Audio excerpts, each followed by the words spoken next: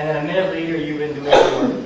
How screwed up could the code be in a minute, right? Like how far along? Now it's different back in the old days. You're writing a C++ application, you have a fancy debugger, and you work on something for a couple of days, and then you run until you have to do the debugger. You know, it's just a real waste of time. And the next person that comes and have to work on that same piece of code, they got to run the debugger. Why can't they just push a button and then find out why things are wrong, right? The next two things are TDD improves your code quality and improves your design. And I think one of the problems with TDD is the name of it, is that when people see the T in it, they think testing and they think that's all it is making these test suites. But it's actually a way to design your code.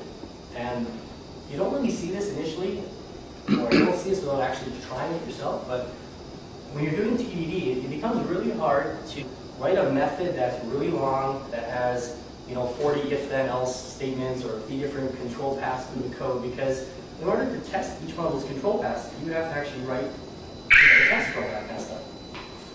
Okay, so it improves code quality. It actually becomes difficult to write crappier code when you actually have to then test that crap. But what ends up happening is that it starts to smell funny.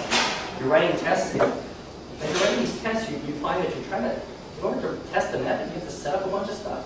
When that happens, there should be a smell to you to say, I think I'm doing something wrong here. And then it turns out, as you look at it, you go, okay, this method is getting too large. I'm going to write 2 methods, and now I can test it in 2 different spots. And by doing that, your code just becomes a lot cleaner. And that's really the biggest advantage of TDD. And then as a byproduct, you get nice tests. So if I change something over here, I run the test suite, and I notice that I wrote something over here inadvertently. I wouldn't know that I didn't have the test suite. By having this, of course, you have increased confidence. So now when you want to refactor that really gross method, or you want to